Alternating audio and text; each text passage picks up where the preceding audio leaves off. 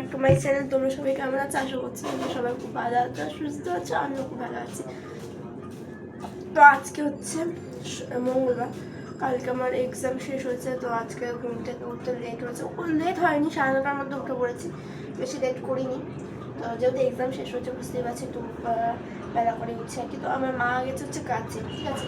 আমার মা ডাল এখানে এই যে মুখটা গেছিল এক্ষুনি, ডাল আর হচ্ছে আলু ভেজে গেছে আর ভাত করে গেছে।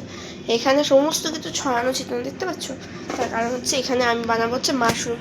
আচ্ছা, মাশরুমের ভেতরটা কালো হয়ে গেলে, যে এরকম কালো হয়ে গেলে কি ওটা খাওয়া উচিত? তোমরা একটু বলো তো আমাকে, ঠিক আছে?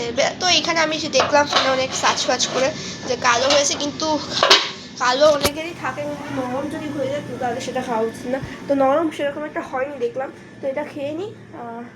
কারণ কালো অনেকেরই আছে দেখলাম, কিন্তু নরম হয়নি আমারটা। আর দেখো বিছানার অবস্থা দেখো, আমার খাওয়া হয়ে গেছে, এখন বাজে হচ্ছে 10:30, মানে 11:45। তো বিছানা গুছিয়ে মাশরুমটা রান্না করতে যাবো। তো চলো ভিডিওটা দেখতে থাকো, বেশি করবো না। গাইজ এখন দেখলেই বললামই কটা বাজে, 11:15 মতো বাজে। সকালে কিন্তু আমার ব্রেকফাস্ট হয়ে গেছে, যেহেতু আমি জানি এই সমস্ত কাজবাজ করতে মা নেই, এই কাজবাজ করতে অনেক দেরি হবে, তাই জন্য সকালে ব্রেকফাস্ট করে নিয়েছি। আর ব্রেকফাস্ট করার পর এখন বিছানা গুছাবো, বিছানা গুছিয়ে তারপরে রান্না করবো। রান্না বান্না করে আস্তে আস্তে কিন্তু আমার 12:30 মতো হয়ে গেছে।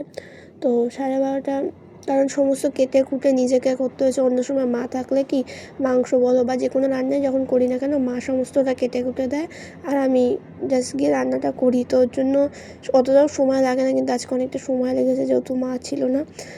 সমস্ত করে আর স্নান টান করে আস্তে আস্তে আমার 11:30 বেজে গেছে।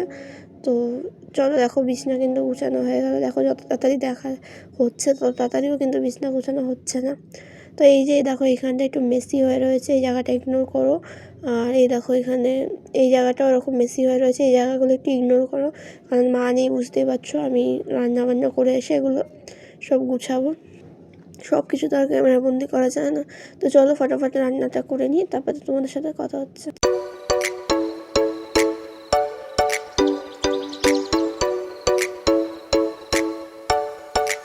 আমি কীভাবে মাশরুম রান্না করে বলে দিই। আমি এখানে একটু আলু কুচিয়ে নিয়েছি ছোটো ছোটো করে, তারপর আদা রসুন লঙ্কাটাকে বেটে নিয়েছি, আর হচ্ছে টমেটো কুচিয়ে নিয়েছি, আর পেঁয়াজ দিয়েছি 3টে, 2টো মিডল সাইজ, 1টা ছোটো সাইজে পেঁয়াজ দিয়েছি।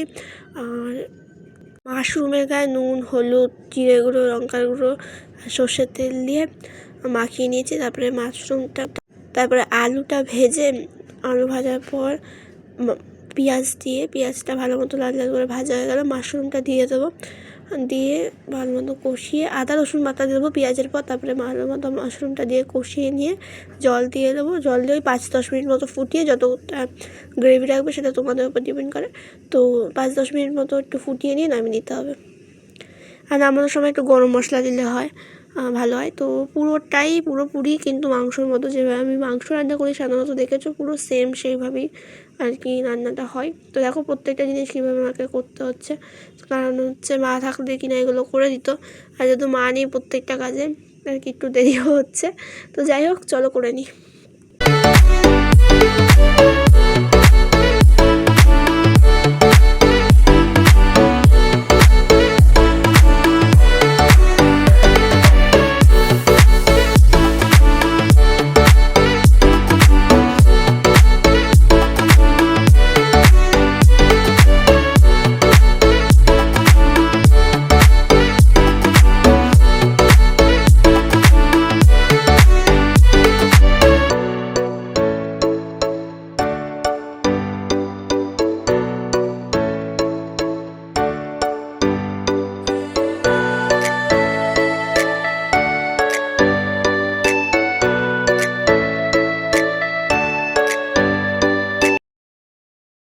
এন্ড করা হয়নি, তো এখন কিন্তু রাত্রি 9:30 বাজে। বিকেলে একটু বেরিয়েছিলাম,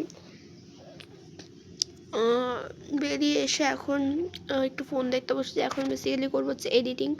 তো ভিডিওটা তো এন্ড করা হয়নি। তো চলো বন্ধুরা, আজকের মতো ভিডিওটা এইটুকুনি। কেমন লাগলো অবশ্যই কমেন্ট করে জানিও। আর নেক্সট ভিডিও পাওয়ার জন্য অবশ্যই আমার চ্যানেলটিকে সাবস্ক্রাইব করে রেখো এবং লাইক করে দিও ভিডিওটা। তো চলো আজকের মতো টাটা।